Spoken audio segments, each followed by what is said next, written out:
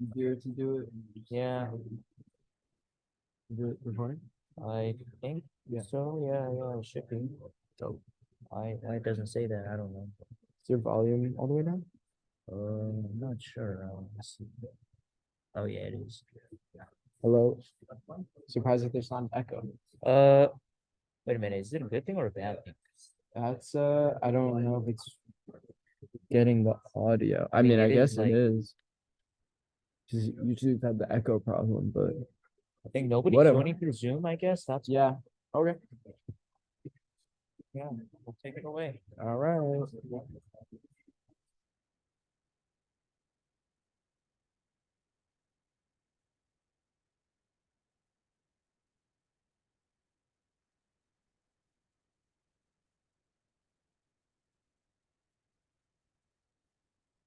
Okay. Hello, everybody. Thanks for coming again. Hey. Welcome to workshop 5, week 7, I think. Yeah. Yeah, hope everyone's doing well. People just coming in, can you just like come to the front? Because there's a lot of seats up here. Thanks.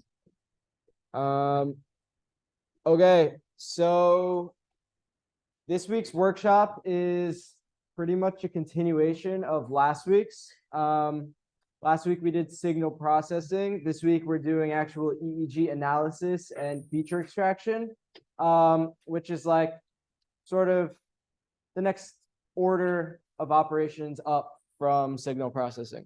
This is what we do with our process signals, basically. Okay, yeah, schedule.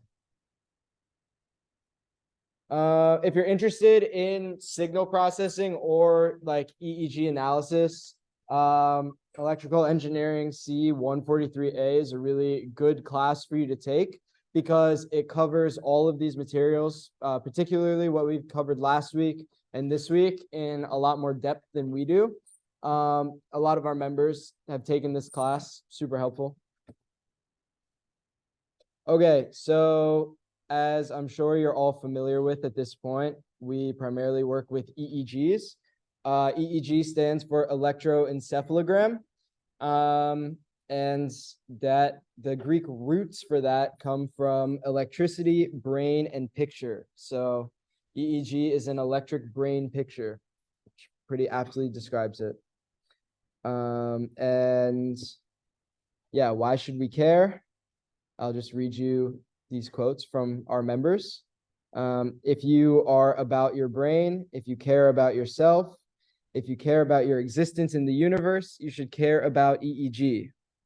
There are many other methods other than EEG, obviously, to probe at the brain and gather neural signals, but EEG is the cheapest non-invasive way to do it, and it's why us students like it so much.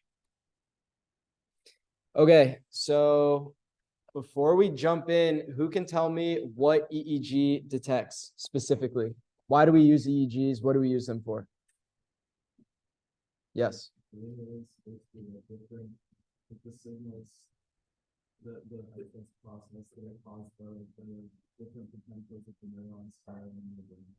Exactly. Very good. Yeah, so to be clear, we don't detect individual potentials. I think that's what you were saying. Yeah, we detect like the large conglomerates of potentials firing in unison. So we sort of get the macro picture. But yes, exactly correct. So the brain contains a lot of information, which is transmitted exactly as you said through action potentials between neurons, but on sort of the macro scale, it's transmitted through brain waves with many neurons sort of behaving in unison. And so we can detect these brain waves using EEG through the scalp, which is pretty impressive.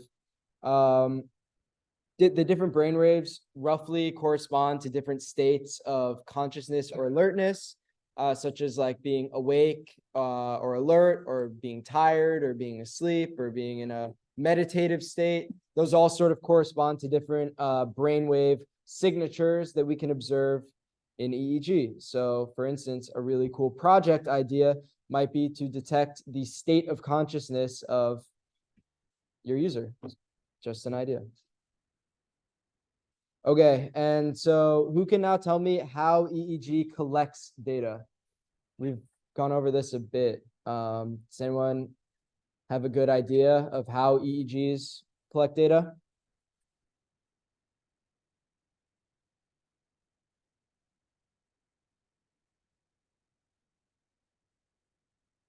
Anyone?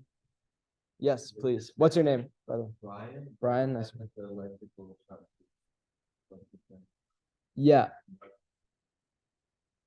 exactly. Yeah. So EEG detects electrical impulses that can be detected on the scalp coming from the brain. Does anyone else remember specifically what specifically the signal is that the EEG detects? Like, are we detecting an absolute signal or are we detecting a relative signal? Yeah, we're detecting a relative signal. Yeah, so exactly. Electrodes placed on the scalp detect electrical activity. The electrical impulses that we detect are extremely small signals. They're measured in microvolts.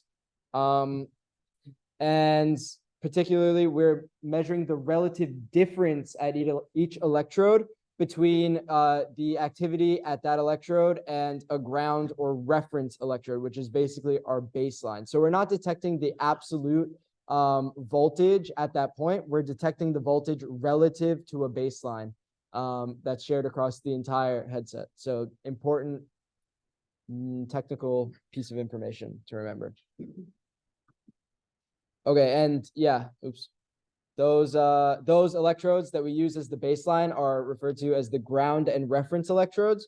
So when you start working with OpenBCI caps, you'll see 2 ports for your ground and reference. And if you don't connect those, you will basically have garbage data that you can't do anything with. So you'll see this more as you begin to actually work on your projects next quarter. Okay, and then just a note on feature extraction. We discussed one method last week, which is Fourier transform. Feature extraction or detecting features is basically the motivation behind all of this. Like, we want to learn something from the data that we're looking at. And so we want to be able to find a signal that we can reliably detect and act on. So there's many different methods for feature extraction. Some of them are as simple as just visual inspection, like you can see in this graph here. You can see that every time the patient blinks their eye, we see a large spike in activity. This is actually not EEG. This would be like EMG, which is detecting movement, or rather detecting electrical impulses related to movement rather than related to purely brain activity. But anyways, so visual inspection is one method. Fourier transform is another method that we discussed last week. So has anyone heard of any other types of signal processing, feature extraction methods they might be familiar with from like other domains? Really anything.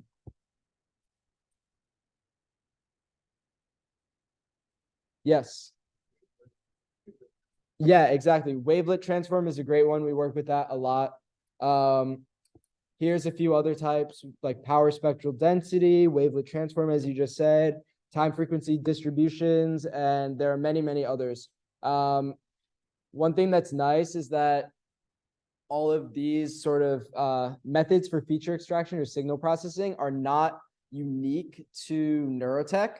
Really any type of like time domain signal can be processed with these methods, and likewise methods that you might be familiar with that are used specifically for processing time domain signals or data are also going to be applicable to EEG. So yeah, so all of that prior knowledge, if you have it, is great, and if not, totally great too.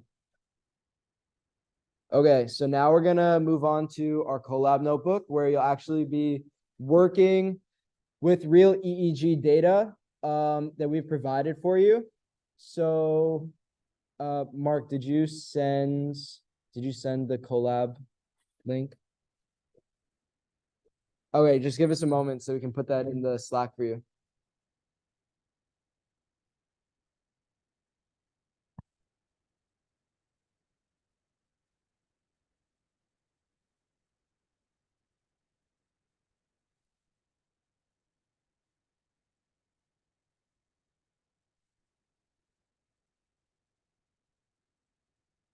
I can do it as well.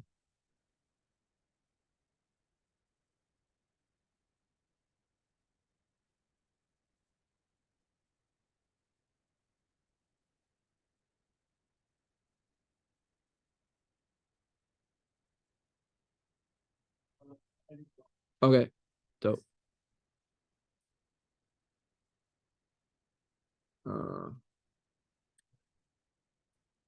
Wait, sorry, I lost where can you help me find you can help yeah, I lost it. Sorry. I'm messing up all your stuff. Good, good. Just yeah, I just have a bunch of stuff going on. Just wait a second. Oh, it's this one. Oh, there you go. Are you sure? No. Okay. Well, I can just put it there. Okay, was everyone able to make their own copy of the notebook? Thumbs up if you made your own copy. Thumbs down if you did not make your own copy. It's fine, I guess. Yeah.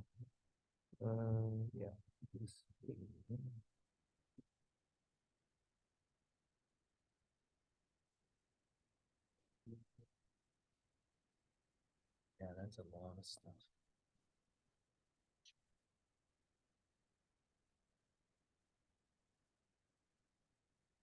Yeah, I have to close man. Yeah, they are, yeah. Are they gonna be able to get this though? It's not, do they have access to this? Well, good point. Yeah, I think we have to drop that in the chat too. Actually, I think I downloaded it already, so I can just drop that in the Slack. Let's see, where is the general, right? No, you're gonna need help again putting it into their notebook. Yeah, upload from my computer.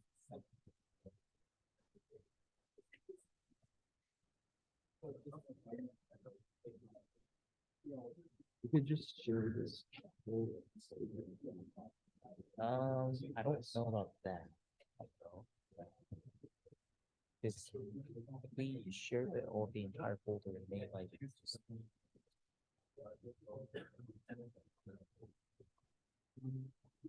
I mean, I'm just uploading the entire data set, so But they're gonna need help putting it into.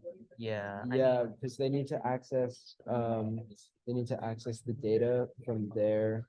I can Google change this Drives to and like have my drive and like just upload it to the drive and just like Yeah. get rid of this entire Yeah, like okay. This is the data set we will use today. yeah, it's uploading. Want me to try uploading it? 746 megabytes.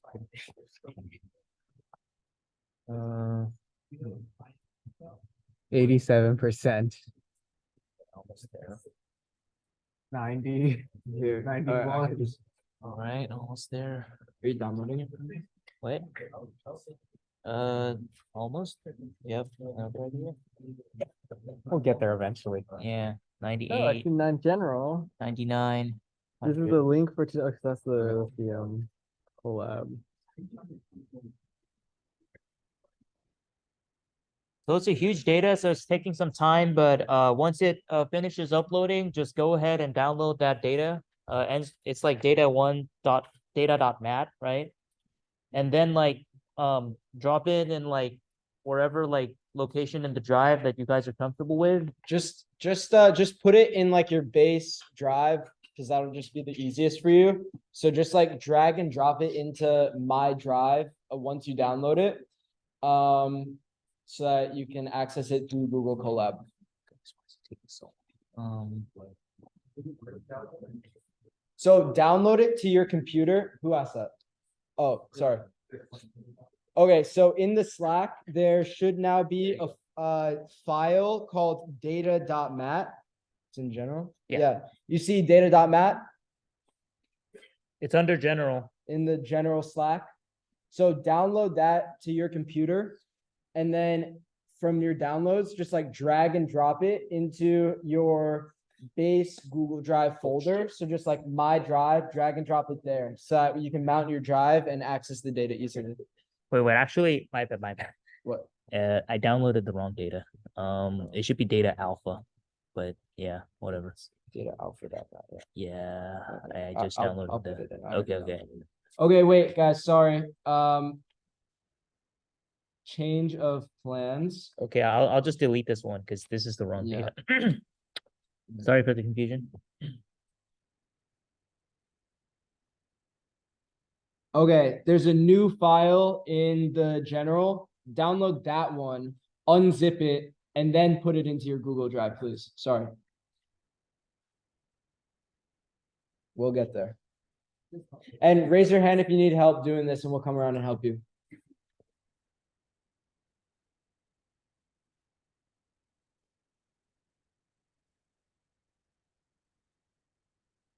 I'm gonna walk around. Sure.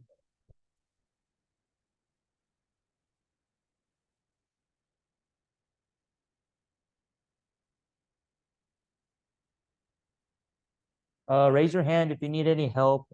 Yeah, otherwise we'll just give you guys some time to download it, unzip it, and put it in the Google Drive. Do you have any help doing this?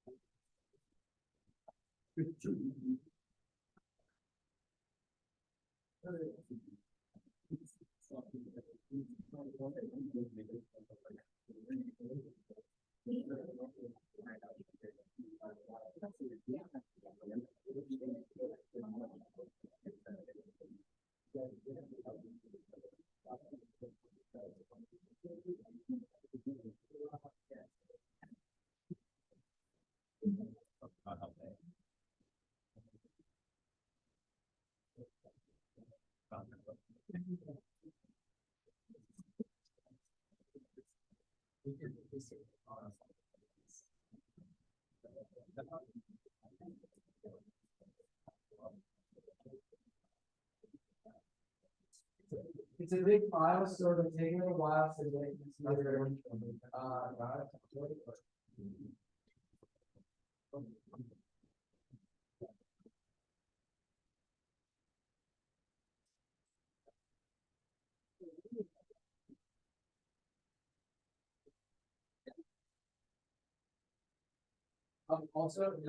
also make sure to just put it in your base folder, like just into my drive. Don't put it into any other folders, or else like we won't. It'll be a lot more difficult for us to help you get access to it through your collab notebook unless you like remember where you put it. So.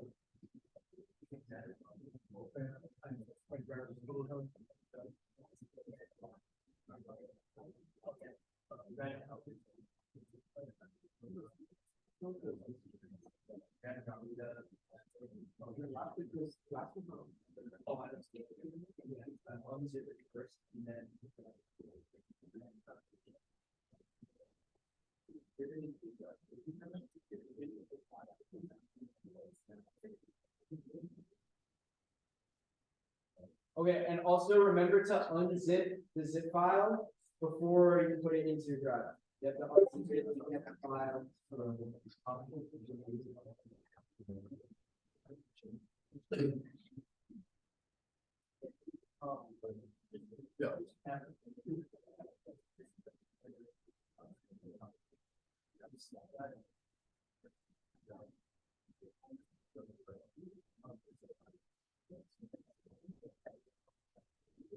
After you upload it to you guys' drive, what I mean by delete everything like down to my drive is like delete this entire thing, like highlight it up there. Well, not up there, but yeah, up here. Yeah, this one.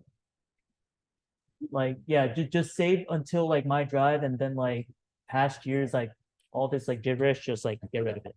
Yeah.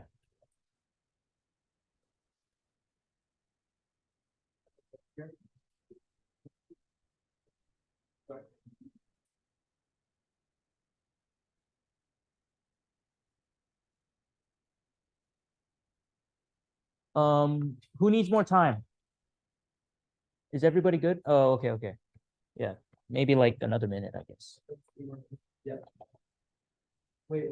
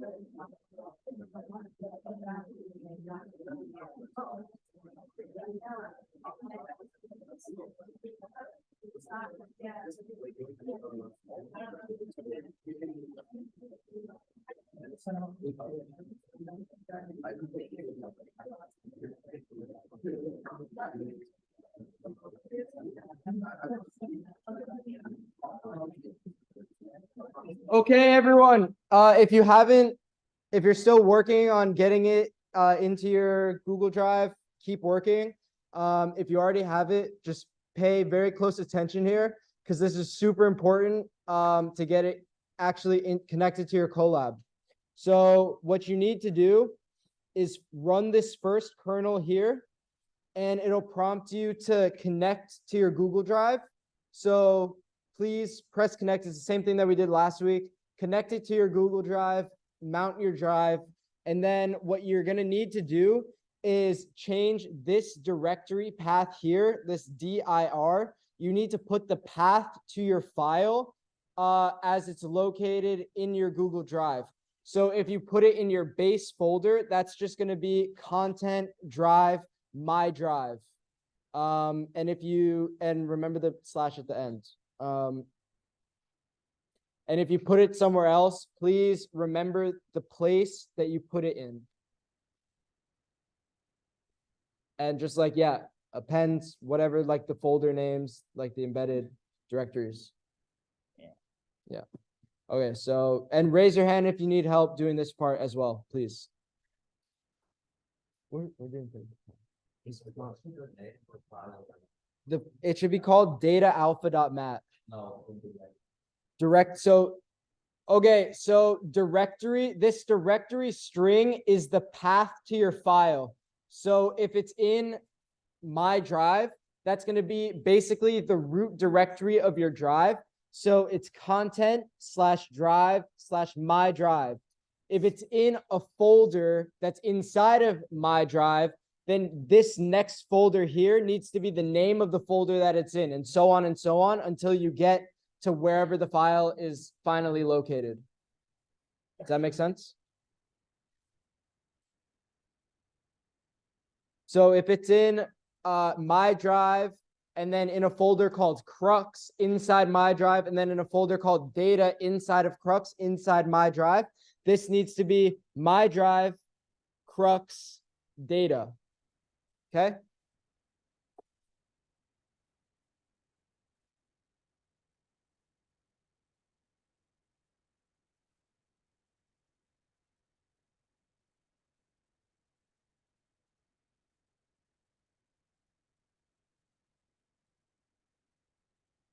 So it should look like this if you put it in your root directory.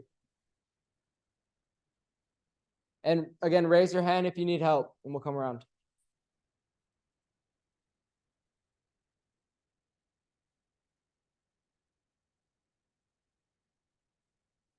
Yeah.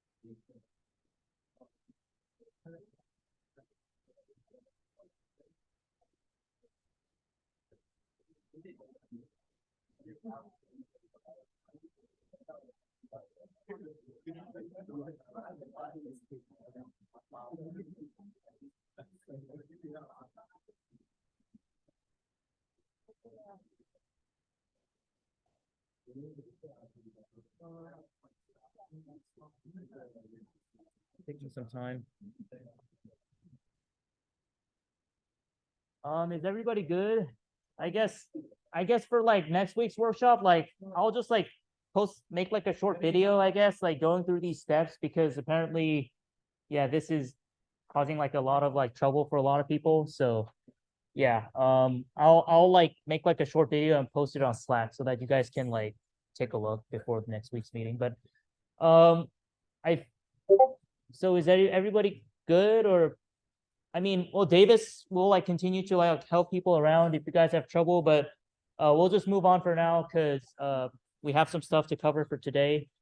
So yeah, so if you have successfully been able to put the file under the drive and run it, wait, what? Oh, there. Yeah, it should give both like check marks like these. This means like the data has been successfully loaded. And by the way, .mat like stands for like MATLAB. So basically load mat is a method that you want to use if you want to process files that are you know, formatted for MATLAB. So okay. Do you have like a microphone or something? Okay, never mind. Okay, yeah, sure. Yeah, so if you just print like data as like a raw format, this is what you're gonna get. For the sake of demonstration, I'll run this again. So basically, it's kind of hard to see this way. So we're gonna like run a couple more functions to like make it easier to see down the line. But yeah, but basically, yeah, as you can see, on the topmost row, there's like a descriptive header, right? Just explaining what these all are. So one is like a header, and there's like MATLAB 5.0, mat file. So basically it's a MATLAB file, that's what it's saying. And this is the platform, like PC, Windows, like 64 bits, like those are some technical stuff that we don't really have to worry about. And yeah, and the key thing is like here, like there's like a signal, right? So this is what we want to actually focus on because we're dealing with signals, you know, we're not interested in all these metadata. And signal basically, if you take a look, it maps to an array, and it's not only an array, it's an actually like a two-dimensional array. And the way I could tell that is hopefully you guys remember from the previous workshops, there are like multi-dimensional arrays in Python. You can make it 1, 2, 3.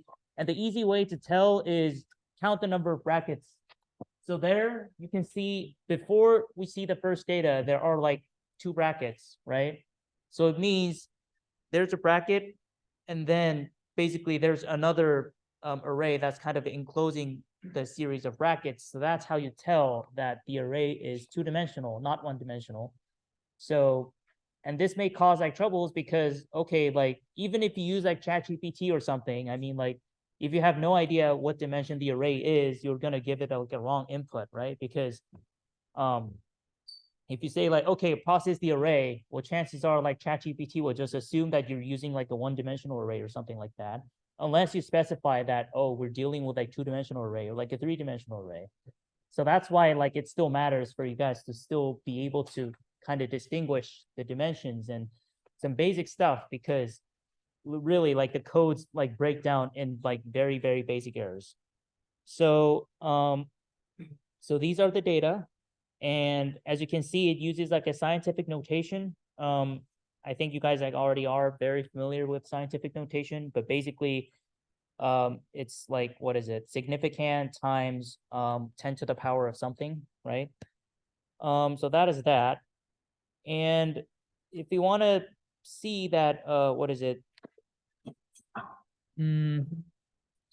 So here, we're printing all the keys that the data has. So in this case, let me do this again. You can see that there are like several keys, right? One is like called header, the other is like version, the other is like global, the other is like signal, right? So there are 4 keys that we can use.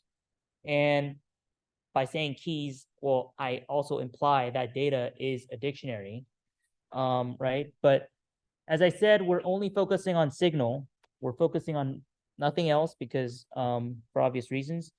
And we can like print like all data to see like what it looks like. But as you can see, it's really, really long. It's really, really like complicated. There are like a lot of like zeros, a lot of non-zeros. It's kind of hard to look at it this way. So instead of just diving into like printing like a bunch of, you know, like data, what we want to see is like, okay, what dimension is it, right? So I said already that all data is like a 2-dimensional array. And okay, if it's 2-dimension, what does it mean? Well, it means it has rows and columns, right? If you think of it like an array, but like a series of array. So I guess in that case, what we want to do is we want to know the number of rows and the number of columns, right? So now I printed all data.shape, and that gave me like 119,808, 19. So it's basically like 119,000 rows and 19 columns, right? And if you want to like save this data for future use, you can simply do like row column equals to all data dot shape. And then if you print, what is it, row, what is it, F row is equal to row, and column, oops, is equal to column. Yeah, so you can actually like save rows and columns into variables like this. So it's going to be pretty useful. So now that we ran this script, we now know the number of rows and the number of columns in the signal array, right? It's like a 2D array, as I said. And yeah, as I said, like there are 19 columns of data, and basically what it consists of is it consists of 3 columns for the axis information, and the next 16 columns correspond to the electrode. And what I mean by electrode is this thing, right? So as David said, we're analyzing EEG data in this workshop, and I don't know if you guys know like what EEG looks like, but if you just Google EEG, yeah, this is what you get, right? So basically, you have this kind of like a cap like with like many like electrodes, right? And these electrodes all separately record data, which is like a very like small electrical signal in your brain. And well, you're basically reading it through your scalp, right? You're not like opening the scalp and like just putting in like all those like electrodes on the brain directly. So, and this is the map. There are like conventions, like for example, if it's like odd number, it's like on the left side. If it's like even number, it's on the right side. I hope you guys can like kind of see that pattern, like C2, like C4, C6, it's all on the right. Whereas like C1, C3, C5, they're on the left. And does anybody know what F stands for? Yes. How about T? Okay. Maybe let's have like a raise of hands. How about CP? Does anybody know what CP is? Yes. Occipital would be O, right? Yeah, CP. What does it mean? I think you want to volunteer, or anybody? Oh, yes, back there. What, louder? Yeah, central peripheral. That's right. Well, central peripheral. I think it's central parietal, but yeah, well, I think it's close enough. But and O, as like, you know, you already mentioned, it's on the back side here, right? So yeah, it basically like has all that meaning and all that conventions. Okay, so back to our data. So here, so now that we know that our data consists of 19 columns. Sorry.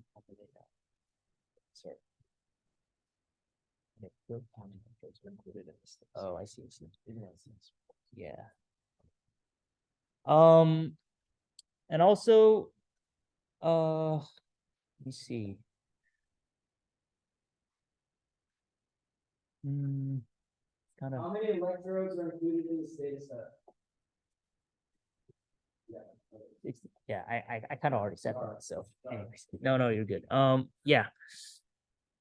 And oh, sorry. Like I got this wrong. So it's not 3 column versus 16 columns. So basically, the electrode information starts from the 3rd column all the way to what is it, 18th column.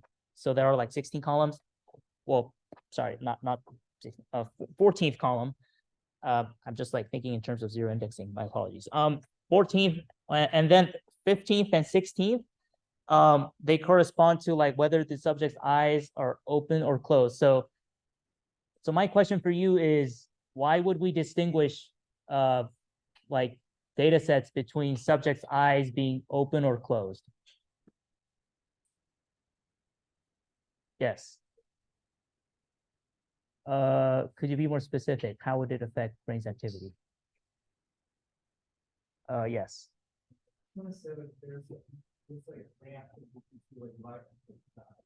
Yeah. Yeah, that's right. Also, if you think about like what is it, like the amount of information that comes into your brain, I guess, like kind of think about it, right? A lot of them like are visual, right? Because okay, like just imagine like how much information you receive through vision compared to information you receive through like, I guess, olfaction, right? Like smell. Like, okay, like how much information do you like receive through smell, right? Well, you can't like, well, like some animals like communicate with like pheromones and stuff like that, but you know, we're not that kind of like creatures, right? And same for like taste or like, you know, like sense of touch. Of course, like if you're like, you know, like visually impaired and you have to like read Braille, then actually like there are studies that show that like some of the functions in the, what is it, visual has been like transferred to like tactile, but for most of us, at least in general, receive most of the information through vision. I think it's like, I don't know, 89%, I guess, and the rest of them being like, of course, like auditory. So there's like a huge difference between, you know, like the state of your brain when you like open or like close your eyes, because like if you close your eyes, like all those like visual information are kind of gone, right? And also, does anybody know which part of our brain is responsible for vision? Yes. Louder. Yeah, occipital lobe. Yeah, that's right. So we expect that like there will be like a huge change in the occipital lobe, and I would like you guys to also look at the collab and tell me which electrodes are occipital lobes. As I said, there are 16 columns and they're all listed here, right? So which of them are occipital? Yes. Yeah, you said O1, OZ, O2. That's exactly right. Let's take a look. So was it O2 and O? Let me see. I just want to make sure. Oh yeah, O1, O2, OZ. Yeah, so that's exactly right. As you can see, specifically O1 is here at the very back side of your brain, slightly on the left side. OZ is like right in the middle, right? It's crossing through the central axis, and O3 is like slightly off. But yeah, so those electrodes will display the most difference. So with that in mind, let's move on. It's like, you know, it's like it's kind of like a good idea to kind of think about like why we're doing certain things and why certain things would matter, because from next quarter, you guys will be making these decisions on your own, right? Like you guys will be reading papers, you guys will be thinking, okay, like which electrodes should we actually focus on, right? And well, what you like decide to focus on is what the machine will also focus on when you run like machine learning, right? So for example, like this electrode, I expect to see the most change, so I'm going to put most weight on this one. These electrodes will, they're not going to show much change, so we're not going to like consider it. Like for example, like that, because, well, if you train the model based on the electrodes, that doesn't really change a lot whether or not you do certain things, well, then you're going to get like a poor model, right? It's not going to work very well. Whereas if you select electrodes that are actually going to give like some significant change, then you're going to get like a better model. So that's something to think about.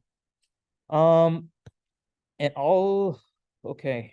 So this is just an example of like how our data looks like. Well, you know, like for example, like for this one, like, so who can tell me like which part of the data we're printing in this case? So it's data 0 to 5 and just colon. Maybe like which rows and which columns, maybe.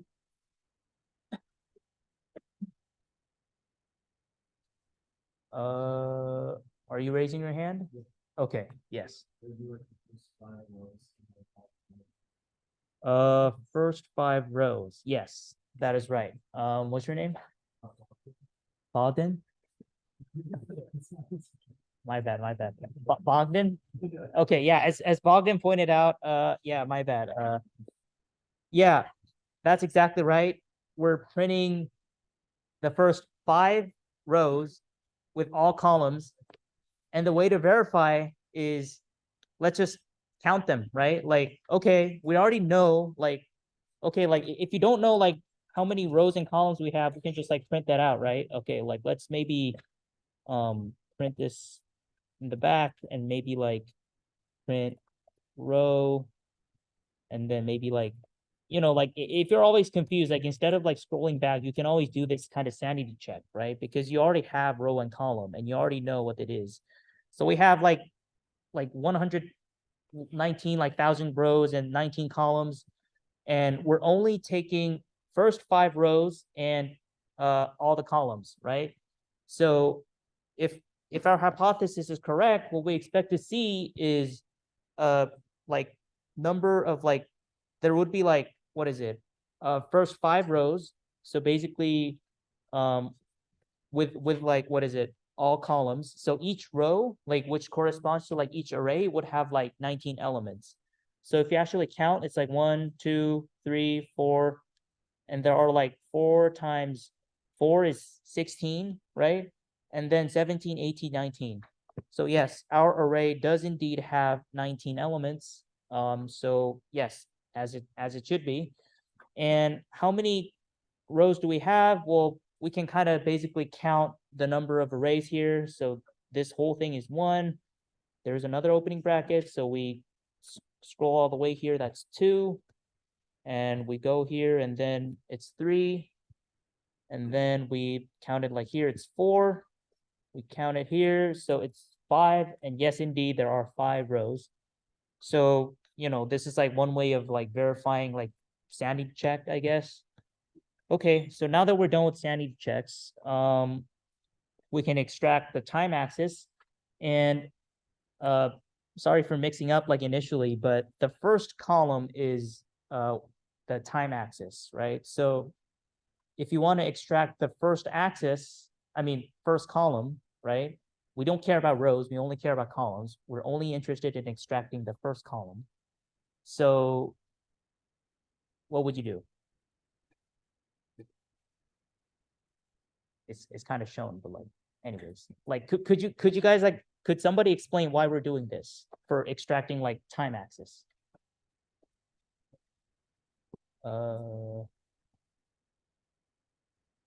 Yes. All the data in this row. Sorry, you're taking all the rows, but you're only looking at the data in the first column. Yes. And why are we having 0, but like, although we're having the first row, like why not 1? Yeah, it's 0 index. Yeah, exactly. Yeah, I appreciate it. Yeah, so that's the reason, right? So we're not interested in like what rows we're extracting. We want everything. So that's why we just have this colon. But for the column, we have a specific demand. We only want 0 columns. So that's why we put 0. Otherwise, if we want like a range of columns, right? Like say like, okay, from 0 to like 5, for example, then we put like 0 to 6. We can even have like, what is it, like even columns, right? So like, okay, we want what is it, the first column, third column, and fifth column, right? So in that case, we want so 0 to 4, so it's like 5, and then in like 2 intervals. We can do something like this in Python. It's a beautiful language. And if we print the shape, so it's gonna, so since it's like only 1 column with 119,000 rows, it's just gonna give us, what is it, like 119,808, right? Because it's one-dimensional. If you think of it, it's like a column vector, right? If you guys like calculating algebra. And if you want to print the first like what is it, 10 elements, well, basically you do this like times 0 to 10, and like kind of so like there's like another like kind of nuanced feature that we should also like kind of worry about, like which may or may not become the issue. Like if you actually print this like time slice from 0 to 10, notice this, like it's not just a regular array that you might expect. It's like it has this like some weird enclosing thing that says array open parentheses, and then like you have all these like data that you want, and then like you have like close parentheses. So any guesses of what this is? So like you notice here, like what we expect is just this part, right? Like since we're extracting only like the first 10 like elements, right? So we want a column like an array of like 10 by 1. But instead of just having that, we have some weird thing like array open parentheses, and then we have the column and then like close parentheses. Any ideas of what this might be? Oh, yes. NumPy array? Yeah. So if I want to have just an array, do you know what I can do? Okay.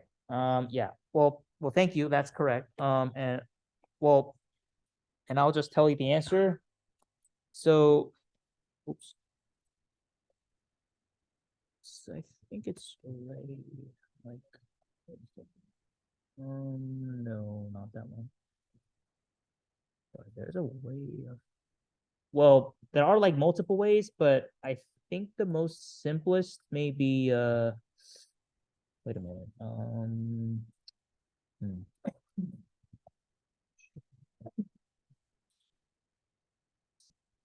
Ew. Maybe not. Yeah, sorry, I just can't remember off the top of my head. I'll get back to it. But yeah, there is a like a nice and elegant way like down the collab. Yeah, hopefully that kind of matches. Yeah, apologies. So yeah, let's move on. So electrode data equals to like all data, like all rows, and basically from column 2 all the way to column 16. So column 2 to column 16, that's like, what is it?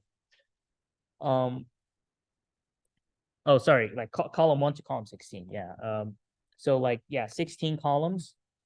So like it's basically like illustrating like how like you can like kind of slice the array however you want, but I think like I'll just move on because we want to like move into like main stuff, right?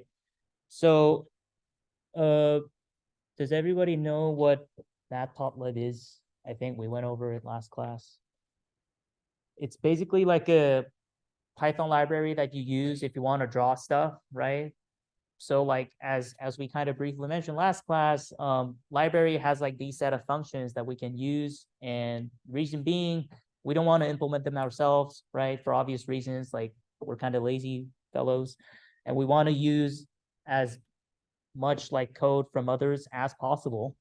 And so that's why we're like using this library, which kind of offers us some convenient features. And this is the frequency sampling. It's 512. It's from the documentation. And yeah, and this is like the function that we use to like plot, right? plt.plot. And the reason why we can use plt is basically we import this entire chunk as plt. So this kind of saves us some typing. So if we didn't have this and run this, it'll give us an error. Well, right now we already ran this, but like as plt, but like let's say I instead of like plt, like I did like plte, I guess. Like this, it's gonna give me an error because plt is not defined. But if we like fix this, like if we define that, okay, plte is basically matplotlib.pyplot, then it kind of works well. Like, yeah, see, I'm back. But yeah, like usually you just want to do plt unless you want to be weird. So this is how you basically like, what is it, plot the data. So plt.title, as its name implies, that's the title, right? So all data, so now we have all data. If I don't want this name and if I want like some data, well then the title would change, right? Here you see like some data. Oh, there we go. And yeah, the X label, Y label, it's basically like the axis labels. So this is the occup, like, oh yes, question? It's an error. Error. In particular, yeah. Yeah, just like make sure there are no typos, I guess. Like that's the most common mistake.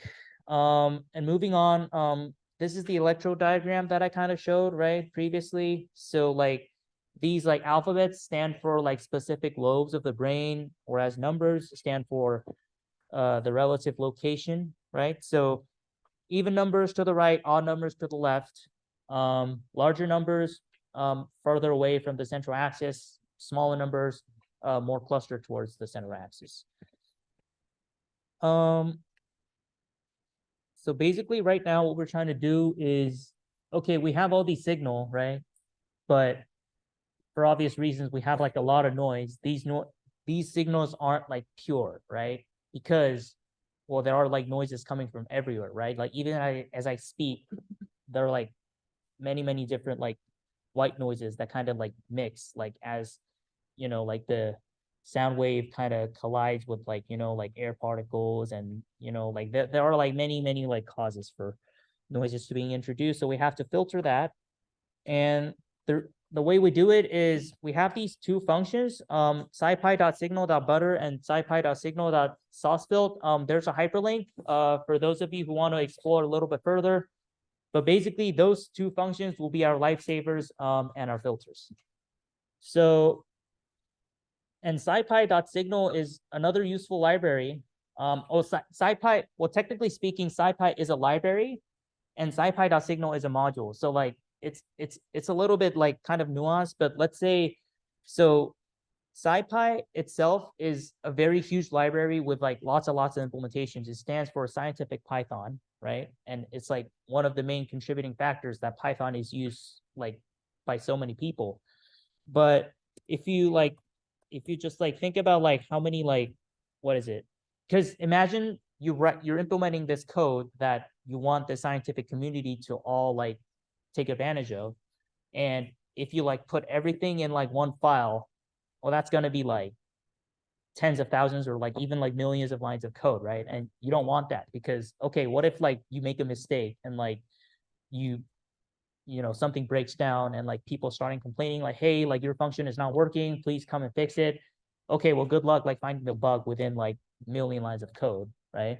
So basically the idea here is that, okay, it's pretty much like a file system, right? So if you think about what is it like, let's see, Finder, like for example, if you go under like documents, right, like nobody puts everything under like document, right? You kind of organize it, right? You have like these like multiple different folders, and if you go into like one folder, you have like other folders and like other files, and and so on and so forth. So it's like a similar idea, right? Instead of having everything, reconnect.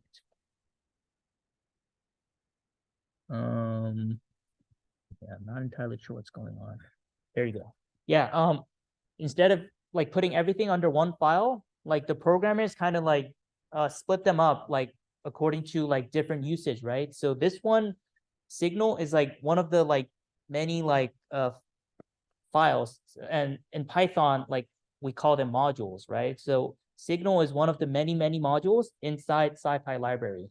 So Signal is like a book, whereas like scipy is like an entire library. So think of it that way. So yeah, a little bit of a side, but it's kind of useful to know. And raw data. So right now what we're doing here is, can anybody explain what I'm doing for raw data? Like which column am I extracting? Yes. Which one? The 15th. Well, remember this, like in Python, well, yeah, it is 15th. Yeah, sorry. Yeah. Yeah, it's kind of confusing, like sometimes like going back and forth, but yeah, 15th. And SOS like sig.butter. So basically this is the function that we're trying to call. As I said, we're using scipy.signal.butter, but here, instead of using scipy.signal.butter, which is kind of a mouthful, we simply just say sig.butter. And the reason why we can do that is here we kind of declare sig as an alias, right? Alias for scipy.signal. So under the hood, we're still calling scipy.signal.butter, but we just write it as sig.butter. And we basically like pass all these parameters, and we apply this filter. In this case, bandpass is like one of the many like filters that butter like scipy, ultimately scipy.signal incorporates. There are also like high pass filters, low pass filters, many different filters, but here we're using bandpass. And does anybody know what bandpass filter is, by the way? Do you guys know like how filters work? Like, did Davis explain this like last class, or Ethan, or maybe? Yes. Yeah, that's exactly right. So yeah, think of it this way. So it's like a band pass, right? So it allows signals in a certain band to pass. So for example, between 50 hertz to like 120 hertz, for example, it's like one specific band, right? In like a range of like different frequencies. Can anybody tell me what low pass filter is in that sense? Remember, low pass. Yes.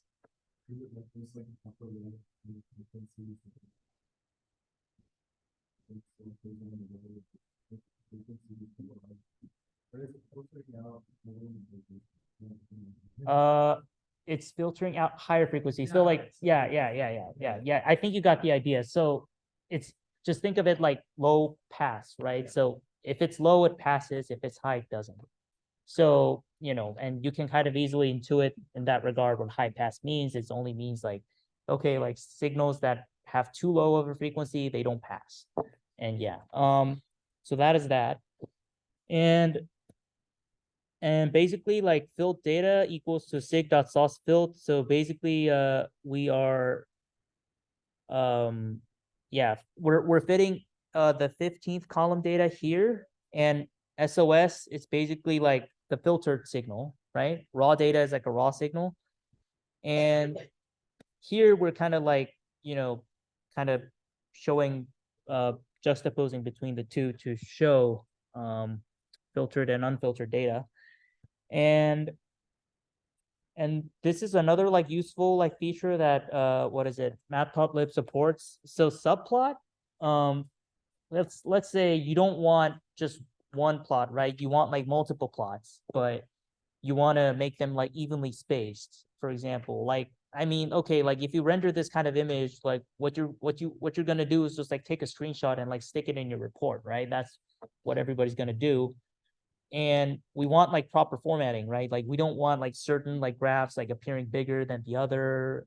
I mean like especially when it comes to like comparing between the two. So in this case, we can do something like subplot 211. So basically what we're saying is, okay, we're gonna have like two like graphs appearing top and bottom. And since there's like a single column, it's just gonna be 2,1. So that's like a useful feature to know. Let's see. And basically one is like an index, right? So, okay, Python is kind of finicky in that regard. Like, okay, here it's not zero indexing, right? We start from one and then we say like 1, 2. So for Matplotlib, like just be careful. Like you don't want to write like 0 and 1. But here we're saying, okay, we want to have what is it? Two graphs like top and bottom. And at the top, we want this graph, right? So plotting raw data against time. And in the bottom, we're plotting filter data against time. So basically, the top here would be the raw signal, whereas one in the bottom will be like a filter signal, right? So right now we don't have X and Y labels. Does anybody know which function I can use to add them? For adding X label and Y label, because we want to label the axes, right?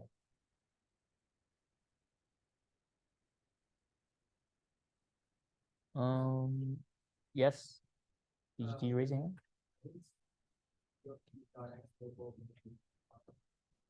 PLT.x label. Okay.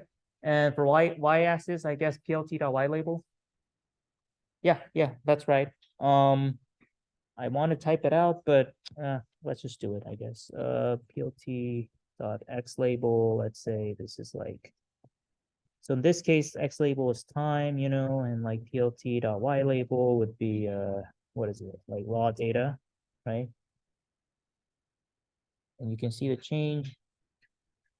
It's taking some time to run, but yes. So time is like covered by the second like graph. There's a way to format it, but I'll just move on for the sake of time. But yeah, you can see like the raw data is indeed labeled as the y-axis for the first graph. So that's how you do it. So events. So yeah, so I hope you guys still remember that, what is it? I said like the last two columns correspond to electrodes collected when the person is closing his eyes versus opening his eyes. So that's where like the terminology of like open and closed comes from. Is like closed means like, okay, that person's closing his eyes. Open means like opening his eyes. And yeah, as we kind of like did this technique, basically we're taking, what is it, column 17, right? Which is technically 18th column, but remember zero indexing, so it's column 17. And here we're extracting column 18, but remember zero indexing, so we start from 0, so it's effectively 19th column. So we basically collect both columns and store them in closed events and open events. And we're basically, instead of printing everything out, because how many elements does a column have? Does anybody remember?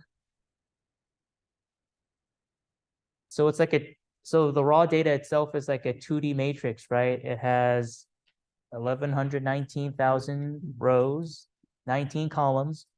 You're taking one column. So how many elements would it have?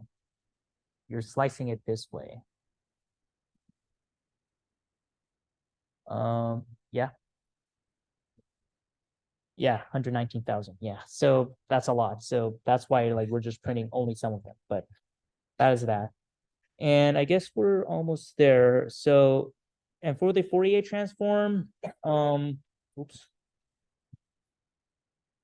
Yeah, so here we're basically running the Fourier transform, and the Fourier transform itself is in NumPy, right? Or NumPy.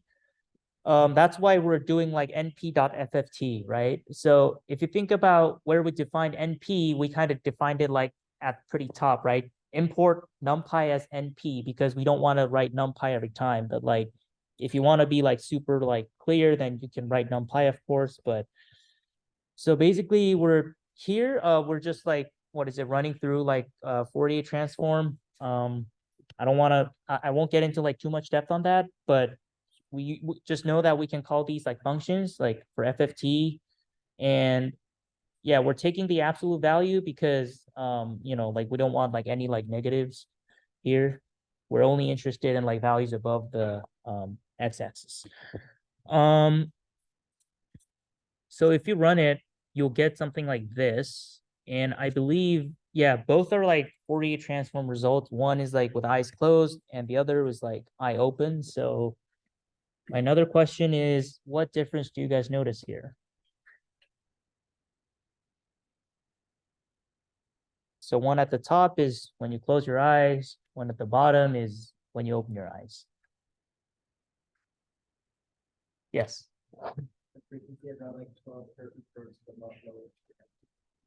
Yes, when the eyes are open, right? Yeah. Yeah, because like the y-axis is intensity. So yeah, like as what's your name? Sohad? Okay, yeah. As Sohad pointed out, you see this peak when the eyes are closed, whereas like it disappears when eyes are open.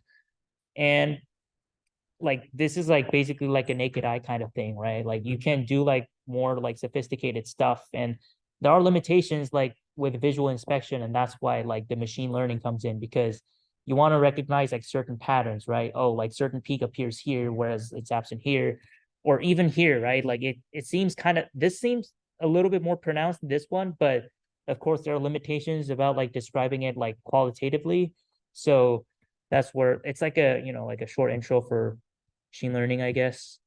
And here, since we're kind of running short on time, so remember like in the presentation, like Davis kind of briefly mentioned that there are like 5 what is it, brain waves that we will focus on, which is like from alpha to theta, right? It's basically Greek alphabet, like alpha, beta, gamma, delta.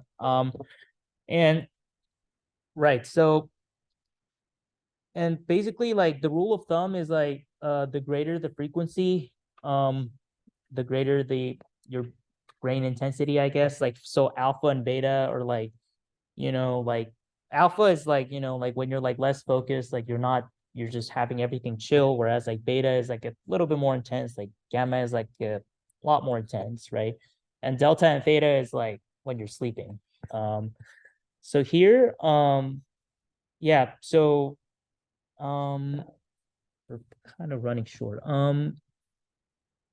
So here, like, just, I guess I'll just like explain it qualitatively, right? So here, like, get the average intensity. So basically you're getting the mean, right? Because you're getting the average. And what average are you getting from? Well, effectively, we're getting the, what is it, magnitude of this entire thing. And we can intuit that magnitude of this thing would return like, what is it, like the 1D array, right? Because mean kind of accepts like an array, like one-dimensional array, add everything up and divide that by the number of arrays it has. And np.where is basically, what is it? You basically, like, you can kind of guess it, right? Okay, it's where. So it means like it's finding something, and maybe it's returning some kind of index. Like that's how you can kind of reason about it. If you want to be more technical, just read the docs. And logical and is, like, okay, it should be like, it should satisfy both conditions, right? Like, okay, and there are indeed two conditions, like frequency should be greater than or equal to low, less than or equal to high. So there are two conditions and you should satisfy both. And whatever, like, whatever indices that satisfy both, you're gonna return it into where. And this np.where is gonna basically return like a series of indices whose elements satisfy these two conditions. And we're gonna pull those elements out of magnitude array, and we're gonna take the mean. It's like, this is how you like read the code. That's like super long, and you don't want to like get into much depth. But anyhow, and basically we define this function, right? So magnitude is an array. So we pass this array called closed FFT. Recall that we already ran FFT and we got these results. And the frequency is basically, what is it? The parameter of pretty much like frequency. And this is like lower limit and upper limit. So notice that we're basically passing the same array and same parameter, but we're passing different lower bounds and upper bounds because we want to extract different bands of brainwaves. And yeah, you see here alpha when it's closed, beta when it's closed, and here's about alpha when it's open, beta when it's open. You can kind of guess that alpha closed is basically alpha waves when you are closing your eyes. Beta alpha open is like alpha waves when you're opening your eyes, and so on and so forth. And labels, it's basically like, like a good thing for you. Like instead of like having labels 1 equals to alpha, labels 2 equals to beta, label 3 equals to gamma, that's like a lot of work and it's kind of hard to like organize. So you want to group them together. So that's why you make it into an array. Yeah, so, and then you make this into like a figure and make it into a subplot. As I said, 2 by 1 by 1, 2 graphs up and down, 1, so it's like 1 column. So there are 2 graphs and it's 1 indexing. So it starts from 1. So 1 at the top is referenced by 1. That's the third parameter. And the one in the below is referenced by 2, which is 2. And then you make like a bar graph. So like plot bar, okay, you make a bar graph and you set the limitations for y-axis because you don't want to like make it spout up like infinite. And these are like the title of the graph, and the, what is it, y label is like average intensity. And yeah, that's pretty much it. So that's how you, given like a 2-dimensional array, if you actually work with like EEGs, you'll deal a lot with like 2-dimensional arrays like these. And this will be like a helpful walkthrough, I guess, to extract like useful information with regards to the graph. So that's it. And thank you guys all for coming. And I'm gonna have the attendance QR code.